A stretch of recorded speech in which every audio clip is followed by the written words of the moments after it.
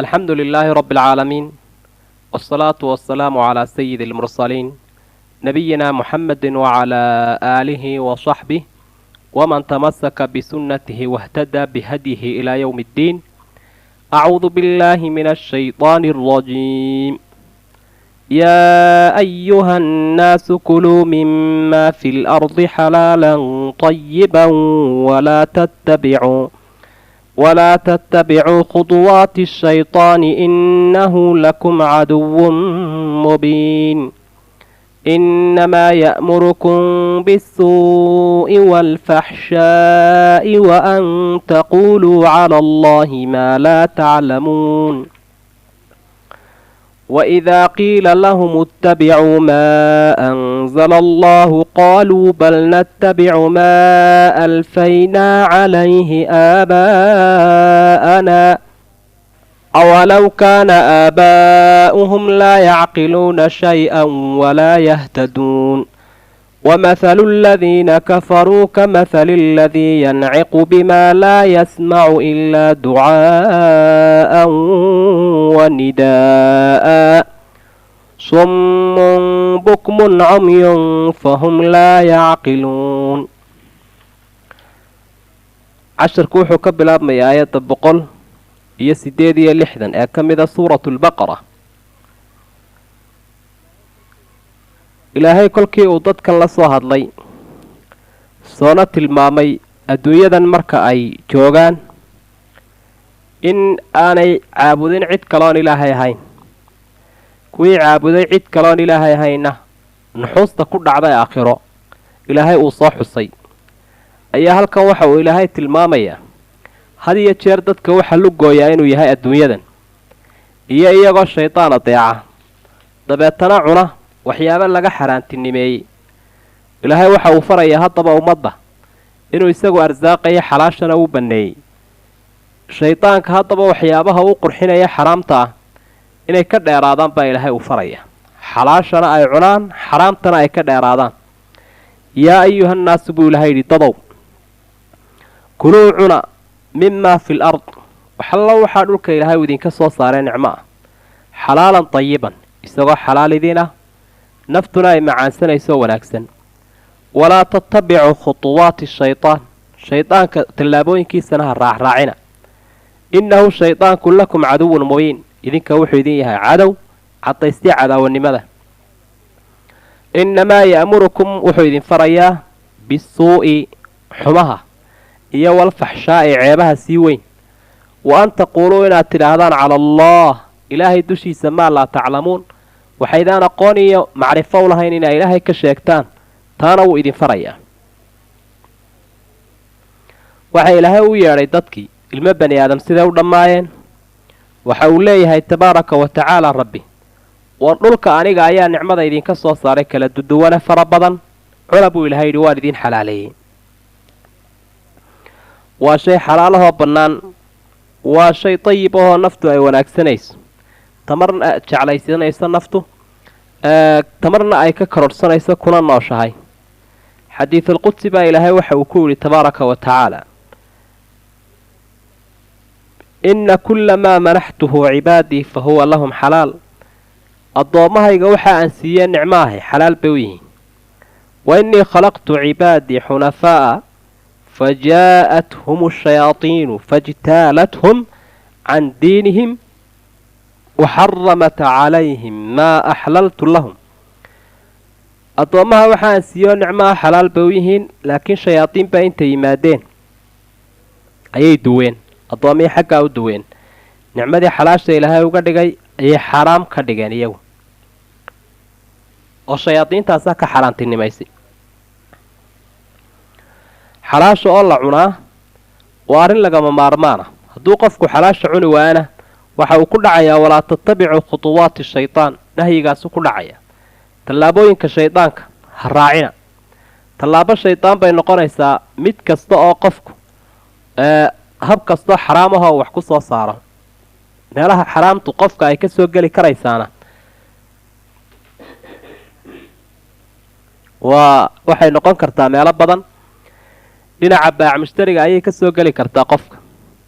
oo dee waxaa soo geli kara khiyaamadii, iyo ribadii iyo qishka wixii la odhan jiray ixtikaarkii waxyaabahaasoo dhan qofkii hadduu wax ku urursado waa wax xaraama qofkii mas-uulka ahaa ama meel madaxda ka ahaa tallaabadii shaydaanku raaci karaa oo waddo xaraama buu wax ku soo urursan karaa sida laaluushkii iyo wixii uu baatilka ku qaadayey ama isweydaarinayay ama aan loo ogeyn ee uu khiyaamada ku qaadanayay sidoo kale qofkii markaa isaga laftigiisu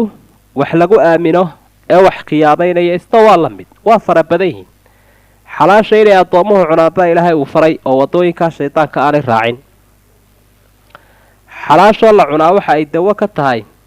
qofka inuu ilaahay ka yeelo ducooyinkiisa oo dhan in la aqbalo haddii laakiin qofku uu caadaysto inuu xaraamta cuno lama aqbalayo ducadiisii haddee cibaadadiisu haba badnaato sacad ibnu abi waqaas radia allaahu canhu ayaa nebigu la hadlay calayhi salaatu wasalaam waxau idhi nebi maxamedow waxaad ilaahay ii baridaa inuu rabbi iga yeelo mustajaaba dacwa mid ducadiisa la aqbalo dabeed nebigu tala gaaban buu siiyey aadna u xeel dheer ummadoo dhanna dan u wada ah oon sacad ku koobnayn nebigu waxa uu ku yidhi yaa sacad atib madcamak takun mustajaaba dacwa war raashinkaaga un waxaad ka dhigtaa mid xalaala waxaa afkaaga gelayaa uun xalaal ha noqdo ducadaada waa la aqbali waaladii nafsu muxammadin biyadihi ina arajula layaqdifu luqmata alxaraama fii jawfi maa yutaqabbalu minhu 40 yowma waxa uu nebigu yidhi calayhi salaatu wasalaam intuu dhaartay qofku waslad xaraama buu calooshiisa ku ridaya lagana aqbali maayo 40 maalmood camal wuxuu samaynayo waa arrin aad u dhib badan weeye wuu sii dhammaystiray nebigu xadiidka oo waxau yidhi wa ayumaa cabdin nabata laxmuhu min asuxti waalriba fannaaru awlaa bih addoon kasta oo hilibkiisa uu ku soo baxo ama ku naaxa xaaraamta iyo ribada naar unbaa ku habboon inay ka jarto bal aad ha loogu fiirsado daliilka nebiga ka sugnaaday calayhi salaatu wasalaam dadku wax hela iyo wax kasbada ayuunbay ku fikiraan inta faraha badan waana sida gaaladu ay u fikirayso laakiin qofka mu'minka ahi wax raadso iyo wax baadi doon oo xalaasha ilaahay raadi ayaa fikirkiisu u yahay markaa meesha dakhligiisuu noqonayo qofka mu'minka ahi aad buu uga fiirsanayaa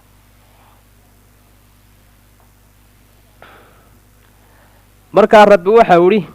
tabaaraka wa tacaala innahu lakum caduwun mubiin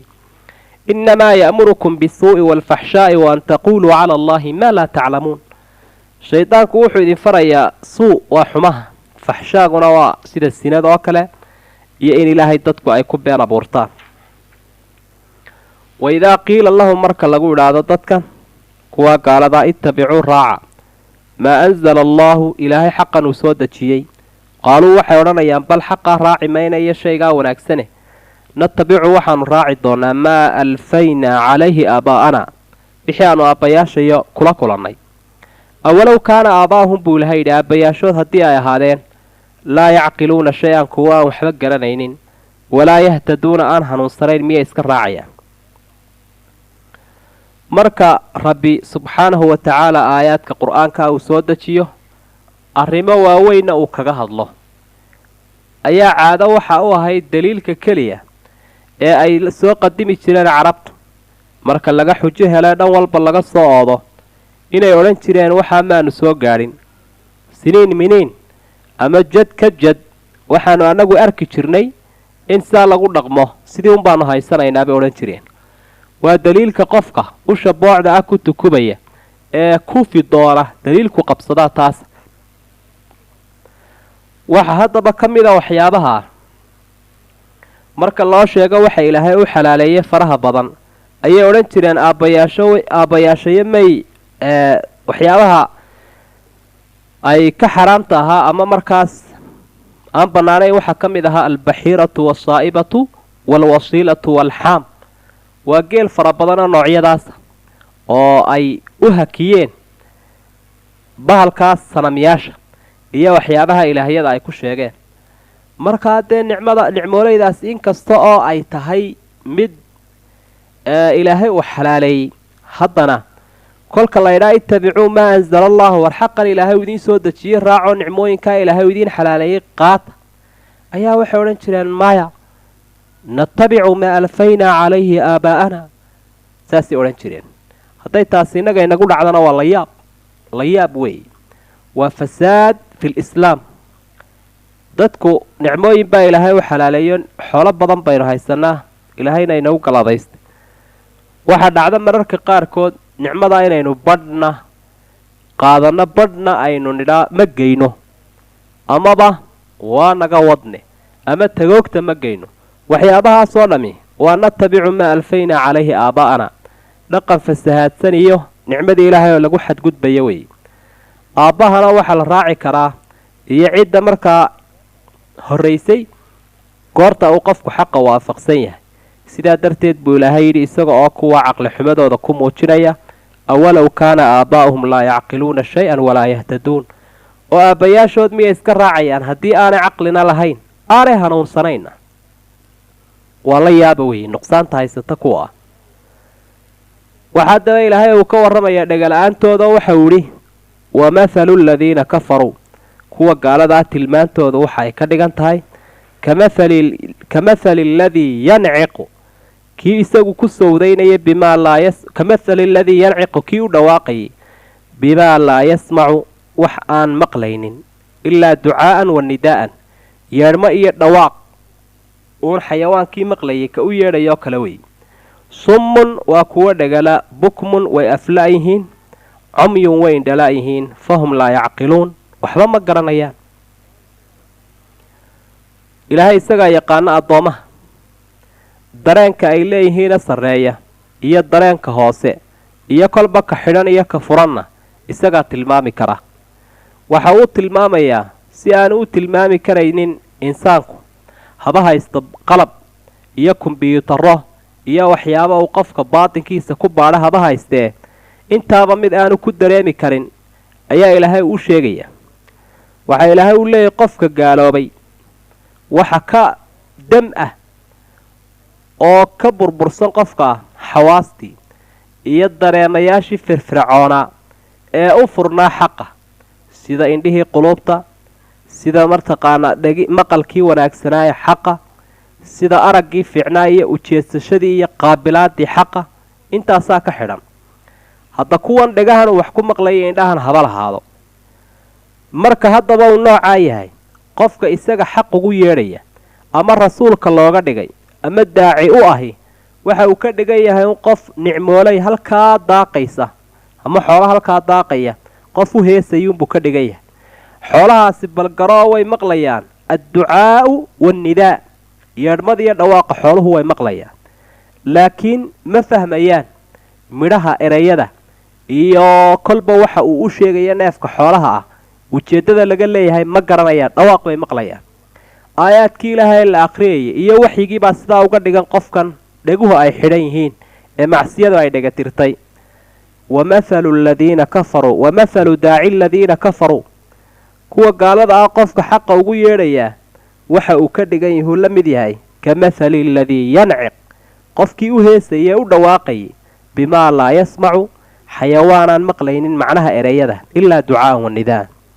summun bukmun camyun fahum laa yacqiluun. caqli la-aantaasi kolka ay ku dhacdayna waa marka ilaahay uu ku tilmaamay inhum ilaa kalancaami bal hum adallu sabiila. ilaahay caqliga iyo dhegaha iyo indhaha iyo dareemayaashaba noo fur si aanu ugu fahamna xaqa. kuwii aada u qaabila xaqa ee dhegahooda u furmaana ilaahay haynaga yeelo. markuu ilaahay halkaa hore kaga soo hadlay qayb badan oo bani aadamka ka mid ah inaanu u dhaadhacaynin xaqan ilaahay uu rususha usoo dhiibay iyo waxyigan ilaahay uu soo dejiyay iyo aayaadkan qur-aanka ah oo ay ka dhigan yihiinuun sida xayawaanku ay u maqlayaan dhawaaqa oo kale, oo aanay fahmaynin dhadhanka iyo macaanka iyo wanaagga uu leeyahay qur-aanka kariimka ah iyo waxyiga loo sheegayo. waxaa ilaahay uu la hadlayaa haddaba dadka iyaga quluubtooda u daadegay xaqu, وددك مؤمنين تاه إلهي وقرين مؤمنين وحاطب ربي وكل رجالنا أو فصحيا أو أمريا إني عنان نعموينك إلهي يكون مهدنقان wixii ilaahay u xalaaleeyay iyo wixii uu ka xaraantinimeeyay buu labadaba kala sheegaya waxa uu cadeynayaa marka at-tahliil wat-tahriim min 'indihi ta'ala la min ghayri cidda wax xalaaleyn karta ee nicmada uu xalaaleeyo lagu mahadnaqaya inay isaga u tahay cidda wax xaraam ka dhigi karta ee oran karta shaygaasi waa xaraam inuu isaga u yahay tabaaraka wa ta'ala waana waxyaabaha adooma aynu ugu nahay ilaahay u baahan muhiimna ay tahay inaan cid kale laga sugin inay waxna xalaalayso waxna xaraantinimayso ilaahay waxa uu yaa ayuhal ladina aamanu dadkii ilaahay rumeeyow kuluu cuna min tayyibaati ma razaqnaakum waxaanu idinku arsaqnay kiisa wanaagsan washkuruu lilaahi ilaahay kum mahadnaqa in kuntum iyaahu tacbuduun haddaa keligii caabudaysaan innamaa xarama calaykum almayta ilaahay wuxuu idinka xaraam yeelay oo keliya baktigii iyo wadama dhiiggii walaxma alkhinsiir iyo doofaarka hilibkiisii iyo wamaa shaygii uhilla bihi isaga loogu dhawaaqay ee lagu gowracay ligayri illaahi cid aan ilaahay ahayn faman idura qofka loo dhibgeliyo ee u baahda intaa aynu soo sheegnay mid hayra baaqin isagoon muslimiinta dhibaato ku ahayn oo aan burcad u samaynayn walaa caadin aan kuna xadgudbaynin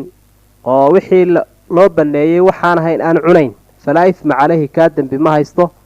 ee wuu iska cuni karaa ina allaha ghafuurun raxiim ilaahay waa dhaafaa addoomuhu gafafka ay galaan iyo simbirraxooyinka ka dhaca raxiim baanu yahay oo u naxariisanaya dadka mu'miniinta baa ilaahay u baaqay waxa uu leeyahay waxa aa cuntaan waxaan idinku arsaaqay kiisa dayibka ah markaa waxaan idinku arsaaqay ee xalaasha ah cuna wey waa xalaasha cuna nabiguna calayhi salaatu wasalaam waxa uu tilmaamay xalaasha oo la cunaa inay sabab u noqonayso in ducada qofka laga aqbalo sida haddii qofku uu xaraam cunaba ay sabab u noqonayso inaan ducadiisa la aqbalin wuxuu ku sii cadeeyay nabigu calayhi salaatu wasalaam xadiidkii isaga oo yidhi xadiidkaa saxiixa ah ee axmed ibnu xambal iyo muslim iyo tirmidi ay warinayaan ayuha annaasu ina allaha طayibun laa yaqbalu ilaa طayiba waina allaha amara almu'miniina bima amara bihi lmursaliin war bani aadamow ilaahay waa wanaagsan yahay waxaan wanaagsanayna ma aqbalo haddii cibaado addoonku uu gudanayo waa inay mid wanaagsan ahaataa dadka mu'miniinta ilaahay waxa uu faray wixii rususha uu faray rususha ilaahay waxa uu ku yidhi yaa ayuha arusul kuluu min alطayibaati wacmaluu saalixa innii bimaa tacmaluuna caliim rusushiiyo waxaa cuntaa nicmada ilaahay uu idiin xalaaleeyey camal wanaagsanna la yimaada wixii aad samaynaysaana waan ogahay dadka mu'miniintaana aayadanu ilaahay kula hadlay markaa nebigu waxa uu sheegay calayhi salaatu wasalaam nin socdaala oo aada u baahana wakhtigii ducada la aqbali jiray maraya oo gacmihiisa kor u taagayo ilaahay baryaya oo haddana aan waxba laga aqbalayn sababtuna waxa ay tahay wixii uu cunayay iyo dhar wuxuu xidhanayay iyo wixii uu cabbayay iyo wixii lagu soo koriyey intuba waa xaraam buu nebigu yidhi fa annaa yustajaabu lidaalik dee ducadiisaa sideebaa loo aqbali lama aqbalayuu leeyahay nebigu calayhi salaatu wasalaam halkaa waxaa ka cad qofku marka isagu uu wax raadsanayo ama inuu wax la soo baxo wixii uu ku noolaan lahaa waa arrin lagama maarmaana ilaahayna uu faray addoomaha laakiin qofka muslimka ahi mar walba waxa uu ku dadaalayaa waxa uu cunaya ee soo baxaya inuu xalaal yahay ee sida gaalada wax cun ya'kuluuna kamaa ta'kulu lancaam sida nicmoolaydu ay u daaqdo geedaha oo kale ayay u daaqayaan baa ilaahay uu ku tilmaamay gaalada haddii ay ribo tahay iyo hadday khiyaamo tahay midna iska fiirin maayaan dadku haddaba meelo kala duwan buu wax ka raadsadaa qof waxa uu yahay shaqaale ama maamul buu ku jiraa qofkaa waa lagama maarmaan wixii afkiisa gelaya inuu u fiirsado oo aanu noqonin wax qish ah oo uu qariyey ama wax khiyaamo ah ama wax laaluusha wax baatil ahoo noocyadaasa waa inaanu noqon qofna baaca mushtari buu ku dhex jiraa qofka baac mushtariga waa inuu iska ilaaliyaa ixtikaarkii iyo dadka dhibaatada wixii ku ahaa waa inuu iska ilaaliyaa wixii keenayay markaas ribadii oo kale waa inuu iska ilaaliyaa iyo isweydaarkii iyo qishkii waa laga maarmaan intaasoo dhan waajib weeye isagaanay qofka dan u tahay washkuruu lilaahi in kuntum iyaahu tacbuduun ilaahay ku mahadnaqa nicmuu idin siiya haddii ay isaga caabudaysaan keligii shukrigaasina waa waajib weeye marka ilaahay addoomaha u nicmeeya inay ku mahadnaqaan nicmaduna waa sababaha ay kusii korodho haddii kale nicmadu nuqsaan baa ku dhacda waxaa markuu ilaahay uu tilmaamay uu inoo xalaaleeyey kolkuu xusay waxyaabuhu inaga xaaraantinimeeyey buu xusaya haddaba oo hadday carabtu tilmaameen xayawaan iska soconaya ama nicmoole iyo geel daaqaya inaanu xalaal ahayn hadday tilmaameen sida baxiirada iyo saa'ibada iyo kuwaasi waa xalaal waxa xaraam abaa ilaahay uu leeyahay tabaaraka wa tacaala intan la idiin sheegay marka innamaa xarama calaykum almayta baktigiibaa isaguna idinka xaraama markaa baktigaasi waa wixii aan birsol ahayn ee gowrac sharciihi aanu ku dhicin ayaa bakti lagu tilmaamaya oo masalan waxa uu noqon karaa sida dee qur-aanku uu xusay tii cunaha la qabtee la baktiyey ee la siriiriyey iyo tii sidii loo tumayey ee tib loola dhacayay sidaa ku dhimatay walmutaradiya iyo tii meel ka soo dhacday buur ee ku dhimatay iyo tii neef kale uu hirdiyey iyo tii bahal uu cunay ee sidaa ku dhimatay intoo dhanba mar haddii aanu gowrac soo gaadhin waa baktigaa ilaahay isaga ayaa yaqaana xigmadda uu inoogu diiday uu inooga xaaraantinimeeyey laakiin waxyaabaha ay tilmaamaan culimadan wakhtiga dambe caafimaadka iyo baadhitaan ku sameeya waxyaabaha ay xusaanbay ka mid tahay shaygii marka aanu noolaha ahaa dhiiggii ka bixin ee dhiiggii uu gudihiisa ku kaydsamo in caafimaad ahaan wax la cuni kara aanu ahayn jaraafiimtii iyo bakteriyadii ka bixi lahaydna ay ku raasukhayso dhexdiisa wadam dhiiggiibaa ilaahay isagana uu inoo diiday oo in la cuno ah ama markaas la cabo hadda xataa haba tilmaamo qofku inuu wax ku daweynayo sida dadkan jimanka lihi dhiigga intay weel u dhigtaan xoolaha ay cabbaan waa shay laynaga xaaraantinimeeyey oo in wax lagu daweeyana aanay ahayn jaa-isna aanu ahayn shayaadiin baana cabbaysa ee bani aadam ma cabbayo qofku hadduu cabbana waxba uma tarayo markaa baktiga iyo dhiigga laba ayuu ka soo reebay shaaricu ama sharcigeennu waxa uu ka soo reebay bakti iyo dhiig xalaalihi inay iyagu jiraan sida ilaahayba markaa subxaanahu wa tacaala uu xusay isaga oo ka hadlaya badda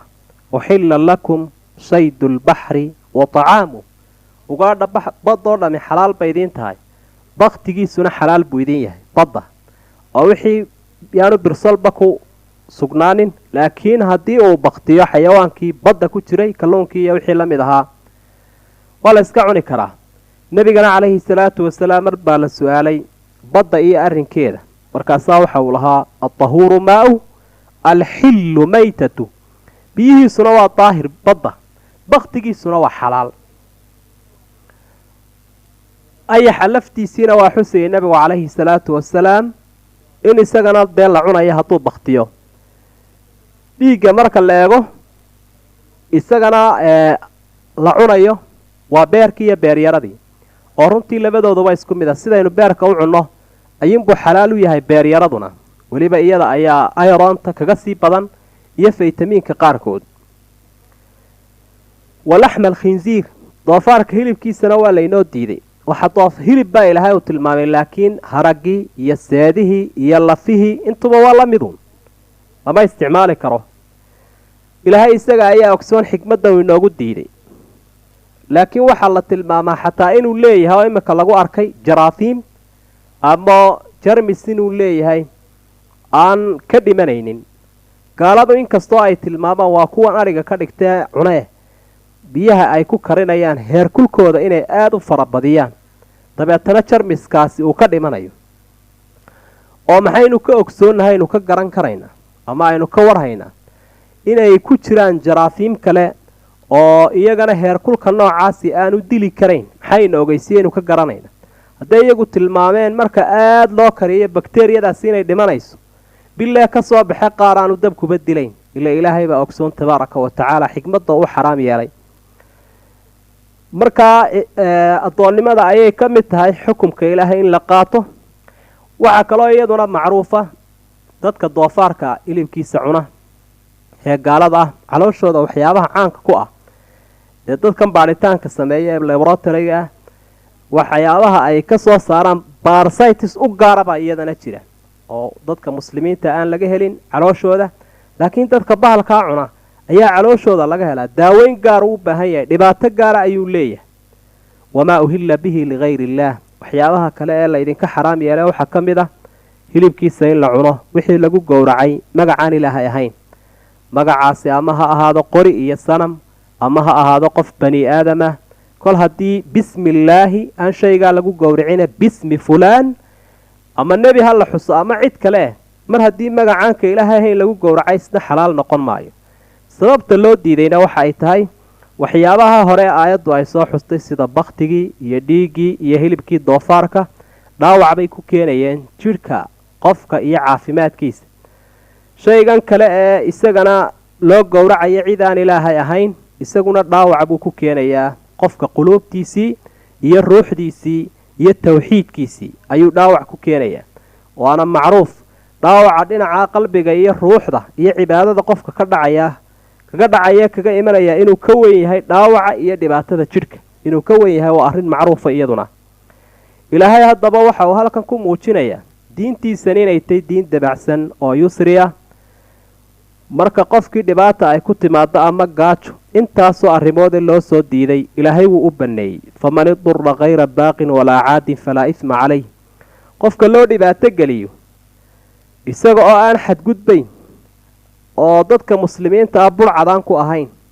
waxaanuu cunaya ee loo banneeyeyna aan ku xadgudbayn dembi ma haystee wuu iska cuni karaa isagu.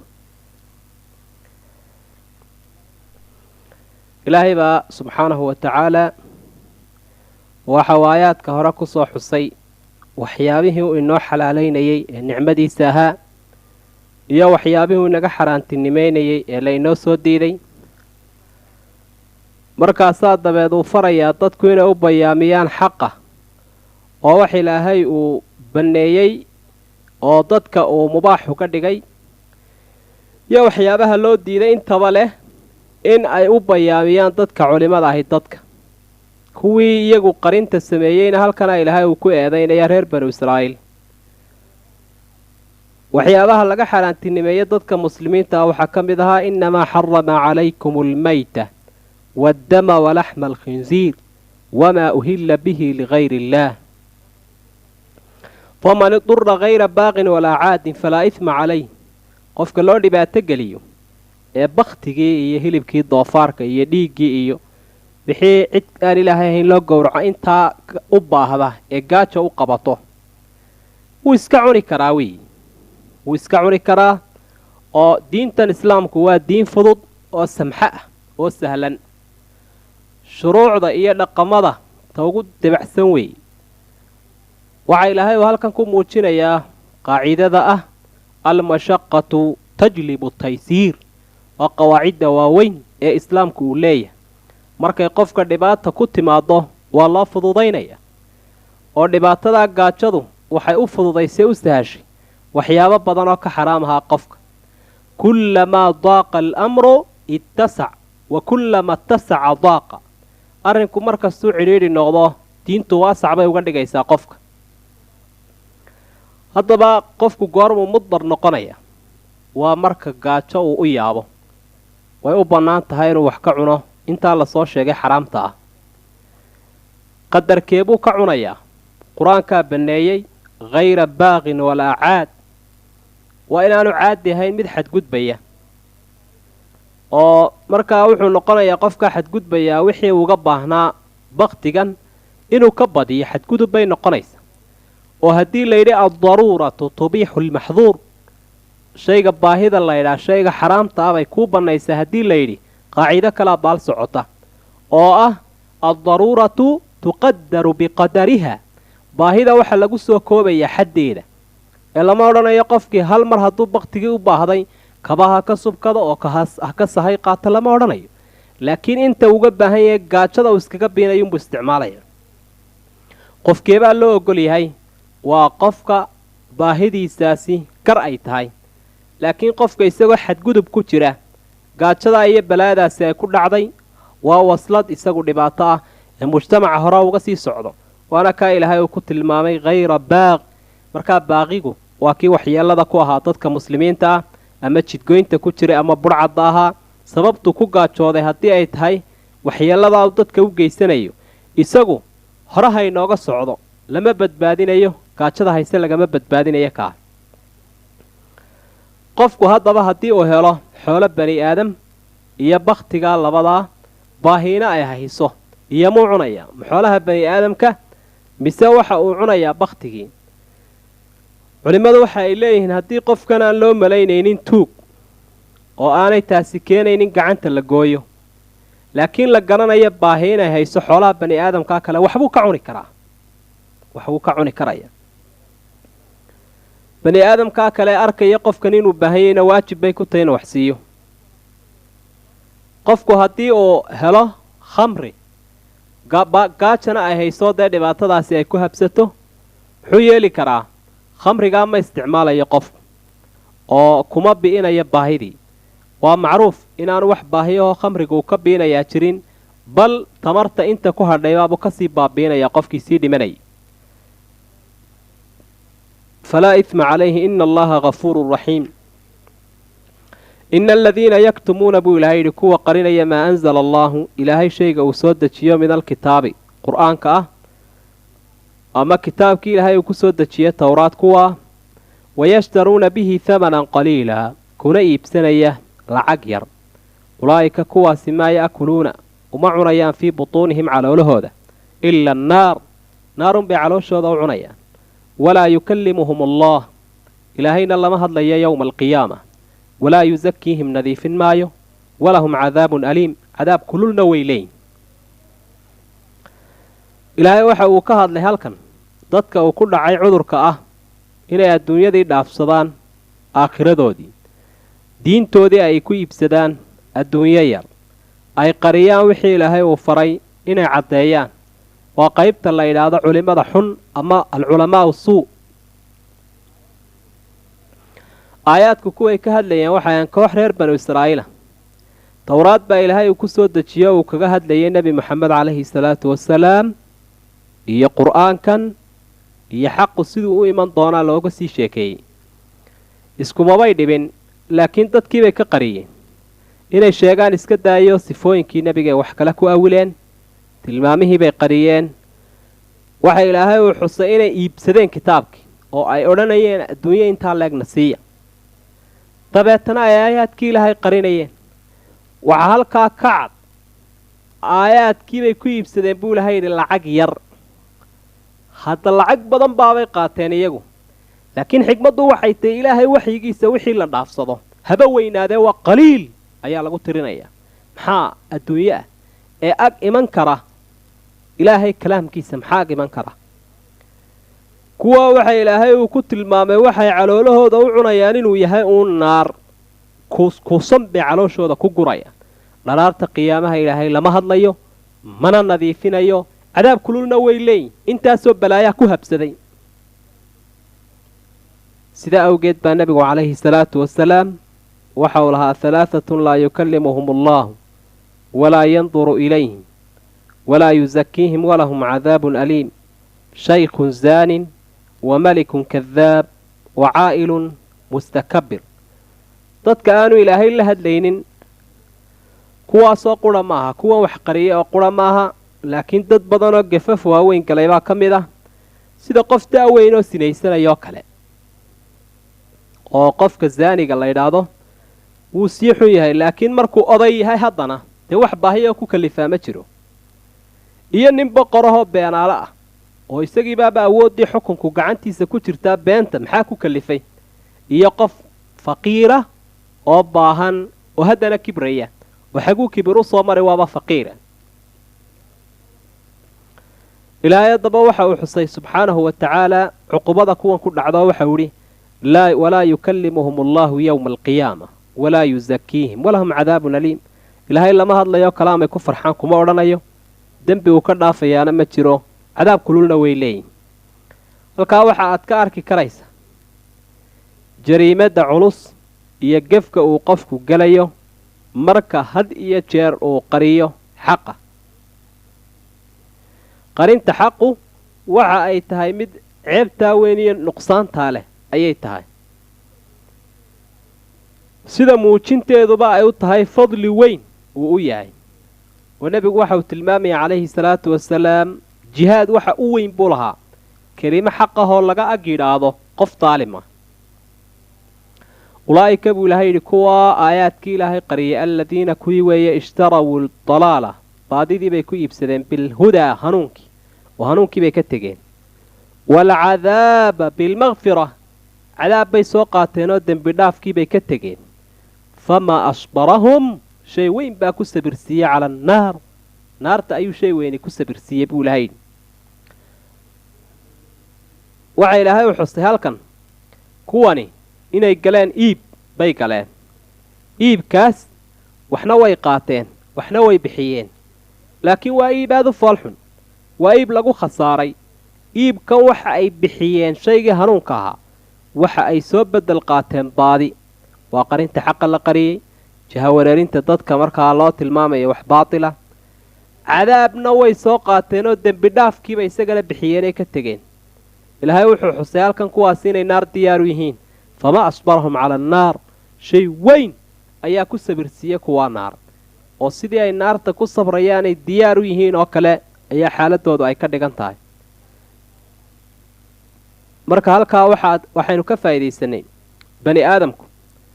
intan ilaahay uu tilmaamuu leeyahay fii kabad ayuu ku sugan yahay tacab ayuu ku sugan yahay tacabkaas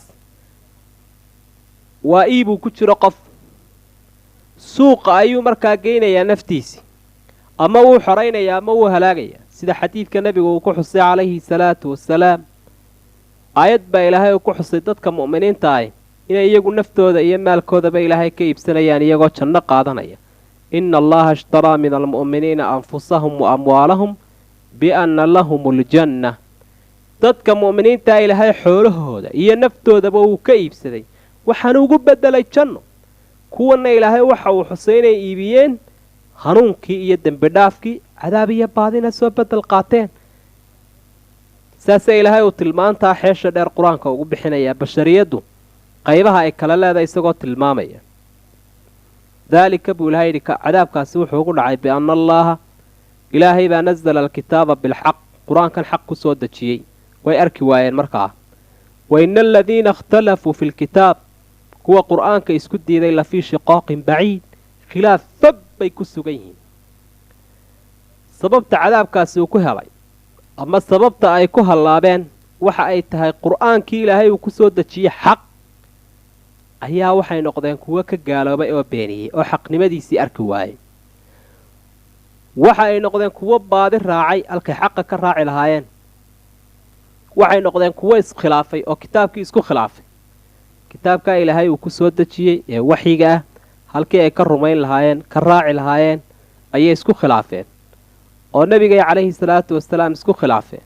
oo qaarkood ay saaxirle ku sheegeen qaarkoodna mid gabayaaya ku sheegeen qaarkood waxa ay ku tilmaameen inuu la imanayo kutubihii ummadihii hore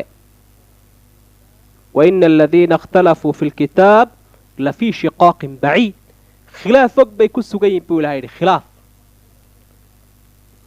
shiqaaqu waxaa laga soo qaatay min shiqayilwaadi dooxa labadiisa dhinac marka uu nebigu calayhi salaatu wasalaam dhinacan joogo iyo dadka mu'miniinta ahi iyaguna xaggaa kale ayay ku sugan yihiin nebiga iyo asxaabtu waa ummad iyaguna ummad kale ayay yihiin aakhirana shiqaaqaasi wuu sii socon doonaa marka ilaahay uu ku maamuusaya nebi maxamed calayhi salaatu wasalaam iyo awliyada mu'miniinta ah raacay jannada kolku ku maamuusayo iyaguna sidii ay fogaansho iyo shiqaaq ugu sugnaayeen ayuunbay halkaa ugu sugnaan doonaan waa dad aragtidooda uu shaydaanku leexleexinayo shaydaanka ayaa waswaasinaya halkaa haddaba aayaadka ilaahay waxa uu ku bayaamiyey inuu ka faa'iidaysanaynaa si cadna aayaadku ay noogu sheegeen in xaqa ay dadku muujiyaan xaquna waa cad yahay ee aanay dadku isku dayin inay meermeeriyaan gaar ahaan cidda culimmada ah ee xaqa fahamsan in dadku ay indho dheer u yeeshaan iyo madaarig iyo shay dareemayaalaho ay ku haleelaan xaqa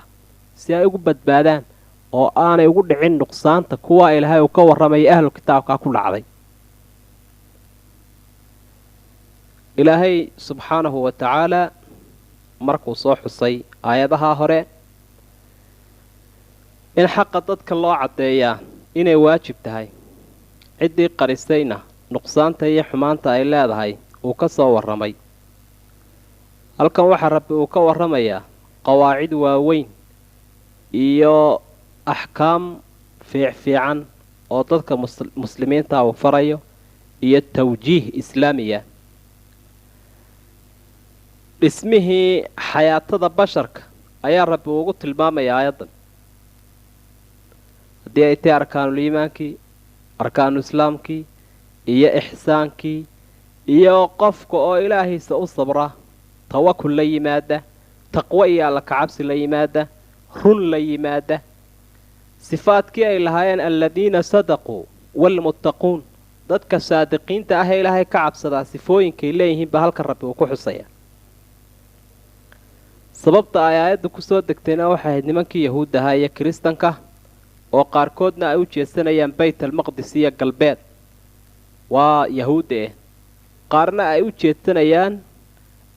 bari, waa kiristanka marka ilaahay waxa uu tilmaamayaa jihooyinkao dhan ilaahay baa wada leh. jihada mudan ee ma'muurka ah ee habboonina waata ilaahay uu doorto, addoommahana uu yimaado u jeediyo markaa u faro inay u jeedsadaan. arrintu markaa ma aha dhinac, laakiin waa ikhtiyaarka ilaahay iyo doorashadiisa. laysa albira buu ilaahay yidhi, samuhu ma aha an tuwalluu wujuuhakum, wejiyaashiina inaa u jeedisaan qibala almashriqi waalmaqrib, bari iyo galbeed, walaakina albira samuhu waxa weeyaan man aamana, biru man aamana billaahi walyawmi alaakhir, qofka ilaahay iyo aakhiro rumeeya samafalkiisa iyo camalkiisa ayaa camal wanaagsana. waalmalaa'ikati malaa'igtana rumeeya, waalkitaab kutubtana rumeeya, waalnebiyiin ambiyadana rumeeya, wa aata almaala calaa xubbi xoolahana bixiya isagoo jecel maalkii, dawi lqurbaa walyataama dadka ay xigtada yihiin iyo agoomaha siiya, waalmasaakiina wabna sabiil masaakiinta baahan iyo musaafiriintana siiya, iyo wasaa'iliin kuwa wax weydiisanaya, iyo wa fi riqaabi qooraha la xoraynayo, addoomaha la xoraynayana wax ku bixiya, wa aqaama asalaa salaadana ooga, wa aata zakaah sakadana bixiya, waalmuufuuna bicahdihim waa kuwa ballantooda oofiya, dadka samafalka lehi idaa caahaduu markay ballan qaadaan, waasaabiriina fi lba'saa'i waaddaraa waa kuwa ku sabra dhibaatada kaga imanaysa xagga xoolaha iyo ta kaga imanaysa xagga nafta, waxiina alba'si waqtiga dagaalkii cadow laysayana way sabraan. ulaa'ika aladiina sadaquu kuwaasi waa kuwii iimaankooda ka run sheegay, wa ulaa'ika hum lmuttaquun kuwaasi waa kuwii ilaahay ka cabsanayay ee taqwada lahaa. waxaasoo axkaama iyo caqaa'id mustaqiima ayay aayaddu ka warramaysa, waana qofka mu'minka ah tilmaamaha la doonayo in uu ku sifoobo, waa waxyaabaha aynu dheeraadka kaga leenahay dadka ilaahay ka fallaagoobay. markaa rabbi waxau idhi, laysa albira an tuwalluu wujuuhakum qibala almashriqi waalmaqrib, warsamuhu ma aha inaa u jeedsataan bari iyo galbeed, taasama lama yidhaahdo oo qof waliba halka uu doono uu iska qaabilo ama qiblo uu ka dhigto, taasi samana ma aha, ixsaan iyo camal saalixana ma aha, bal waxa ay tahay hawo iyo hagitaan shaydaan weeye. samihii baa ilaahay uu tilmaamay, ilaan isaga ayaa rabbi yaqaana biriga iyo wanaaggu halka uu ku jiro birigu waxa weeyaan iyo samuhu buu idhi qofka ilaahay rumeeya, aakhira rumeeya, malaa'igta rumeeya, kutubta rumeeya, ambiyadana rumeeya. waa lixdii iimaanka weeyaan, qadarkii iyo an tu'mina bilqadari khayrihi wa sharri, qadarkiina waa inuu qofku rumeeya, dee rumayntaa ilaahay uu rumeeyey ayuu rumaysan yahay qadarkiisiina. ilaahay buu u aqoonsan yahay inuu yahay rabbiga macbuudka ah ee dhabta ah, ilaahnimadana cid kale aanay ku wehelinin, shaarica ah ee addoommaha wax walba u jidaynaya, waxna ka u xalaal yeelaya, waxna ka xaaraantinimaynaya. alyawmu alaakhir maalinka qiyaamuhu waxa uu ogsoon yahay inuu yahay maalin dambeeya camalka addoommaha oo dhan lasoo bandhigi doono xaggiisa dadku ay geedi u yihiin malaa'igta ilaahay buu qofku rumaysan yahay waxaana uu ogsoon yahay inay yihiin khalqi macsuumiin ahoo dhowrsan kuna sugan samada waxa ilaahay uu farana yeela addoommana ahoon ilaahyaal ahayn kutubtii ilaahayna waa rumaysan yahay qofkaasi oo kitaab wal oo rasuul lagu soo dejiyeyba wuu rumaysan yahay ambiyadana waa rumaysan yahay wixii ilaahay uu xoolo qofkan siiyeyna waxbuu ka bixinaya ma aha qof bakhayla xagga caqiidadii xumayd buu ka xoroobay shayaadiintii buu qofkani ka gaaloobay bakhaylnimadiina waa ka xoroobay markaasuu dabeed xoolihii bixinayaa calaa xubbih isagiioo jecel maalka nebigu calayhi salaatu wasalaam xadiid waxa uu ku yidhi afdalu sadaqati an tasadaqa wa anta saxiixun shaxiixun ta'mulu alqinaa wa takhsha alfaqr sadaqo oo dhan waxa u fadli badan ta aad bixiso adigoo caafimaad qaba oo kolkaa bakhayla oo ku bakhaylaya macnaha ku adag maalka qaninimona ku yidi diilanaya faqrina ka cabsanaya sadaqada noocaasee qofka ku adag dee jihaad buu la gelayaa shaydaankii taasi way u fiican tahay waana fadligeeda badan wa aata almaala calaa xubbih halkanna ilaahay waxau ihi qofkii waa inuu xoolaha bixiyaa isagiioo jecel lan tanaalu lbira xataa tunfiquu mima tuxibbuun wanaagga gaadhi maysaan buu ilahay yidhi aa ku yidi diilanaysaan ilaa wax ka bixisaan waxa aad jeceshihiin mu'miniinta ilaahay u ammaanay asxaabtii nebiga ridwaanullaahi calayhim oo ahaa ansaar iyo muhaajiriin qolihii ansaarta ahaayee sii joogay madiina markii qaxoontiga ay ugu yimaadeen muhaajiriintu ayay maalkoodii in fara badan u jareen mid walibana waxa uu wuxuu jeclaaday walaalkiisa qaxoontiga ah inuu wixiisa siiyo rabbi baa ammaanay oo waxau idhi wayu'hiruuna calaa anfusihim walow kaana bihim khasaasa naftooday ka doorbidayaan gaajaba ha hayso oo waxa ay siinayaan walaalahoodaa kale war dadka muslimiinta ah waa dadka sidaa isugu naxariisanaya eela takaaful iyo taraaxum iyo taraabud isxil qaadaya ee isu naxariisanaya ee isku xidhan weeye ma aha dad isku farxaya cadaawadda isu hayaan darteed dhibaatada kuwa kale ku dhacaysa dad isku farxaya ma aha dad jecelkan in waxani ay ka baxaan ma aha waa dad wa aata almaala calaa xubbi ama isagoo maalka jecel ilaahay jecel waxbixinta jecel miskiinka jecel calaa xubbihi damiirka intaba waa loo celin karaa miskiinka laftiisa qofku markuu wax siinayo waa inaanu arag inuu ka sarreeyo laakiin uu ogaadaa hayntan iyo waxaan isaga loo dhiibay qofkan wax bixinaya imtixaan ilaahiya inay tahay aanu waxba la dheerayn kan dawi lqurbaa walyataama waalmasaakiina wabna sabiili wasaa'iliin oo meelihii lagu bixinayay dadka xigtadiisaabuu qofku siinaya islaamku waa diin aad u naxariis badan diinuu soo dejiyo weeye ilaah caliim ahoo khabiiroo xogogaala marka qofku haddaba uu helo waxa uu jecelyahay inuu naftiisa u isticmaalo waxaa kaluu jecelyahay xigtadiisa inuu dadka baahan siiyo ilaahay ma xilin qofkii haddaba lama odhanin naftaada dhaafi xigtadaada dhaafi laakiin halkii la ogsoonaa dareenkiisa iyo shucuurkiisu inuu qofkan u leexanayo ayaa la yidhi horta maalkii ku horraysii laakiin waxaad kusii xigsiisaa bulshada kuwayaalahooda baahan sida agoomihii masaakiintii musaafiriintii iyo saa'iliintiiba markaa saa'ilku waa qof wax weydiisanaya uun hadduu doona wax ha haystaba oo nebigaa lahaa calayhi salaatu wasalaam lisaa'ili xaqun wa in jaa'a calaa faras qofkii wax weydiisanaya mar hadduu isagu shaxaad niyooday kana gaabsan waayey su-aashii farasba ha wate wuxuuna la iska siiyo waa diinta islaamnimada dabacsanaanteeda filmaali xaqun siwa zakaa xoolaha waxaa lagu leeyahay xaqaan ahayn sakada oo kale oo sunnanimo uu qofkii ay tahay inuuga bixiyo meelaha uu qofkii ku bixinayaa waxa weeye waa fi riqaab qooraha addoommaa jiri jiray dadka muslimiinta ah marka jihaadku u ogan yahayna waa laga maarmaan inay jiraan addoommaha haddaba kuwooda mu'miniintaah in la xoreeyo iyaguna arrin fiican weeye qofkani cibaadaadkii buu la imanayaa iyo arkaanu islaamkii wa aqaama asalaata wa aata azakaa waa dad aan taariku salaadiin ahayn dadka samafalayaasha ahy waa dad aan sekada ka tegaynin dad markaa nadiifinaya weeye jidhkoodii iyo xoolahoodiiba waa dad mar walba fii cibaadatin bay ku sugan yihin salaaddii bay ogayaan sekadana way bixinayaan waalmuufuuna bicahdihim idaa caahaduu ballantooday oofiyaan kolka ay ballan qaadaan ballantu waatay ilaahay la galeen iyo tay addoommaha la galeen inta oo dhanba way fulinayaan oo qofka munaafiqa ah ayaa caan ku ah ballanta inuu jebiyo aayatulmunaafiqi halaath idaa xadatha kadab wa idaa wacada akhlaf wa idaa tumina khaan qofka munaafiqaa ballamihiisu waa 3 hadduu sheekeeyo wuu been buu sheegayaa hadduu ballan qaadana waa ka baxayaa haddii la aaminana wuu khiyaamaynayaa وإذا حدث كذب وإذا عاهد غدر وإذا خاصم فجر روايانك قاركودنا ساسي تلماميا وإذا عاهد غدر markuu ballan qaado ka baxaya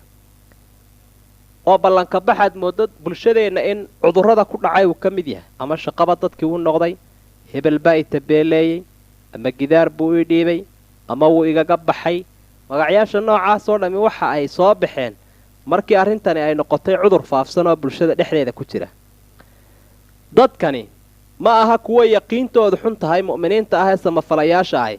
laakiin waa kuwa ogsoon adduunyada inta ay joogaan maraaxil badan iyo isbedelaynay marayaan wasaabiriina fi lba'saa'i waaddaraa'i wa xiina alba's shaqadoodu waa sabir oo marka ay dhibaata kaga timaado xagga maalka sida ba'sahaasoo kale oo alba'saa waxaa lagu tilmaamaa inuu yahay في حال الفقر وهو البأساء وفي حال المرض وهو الأسقام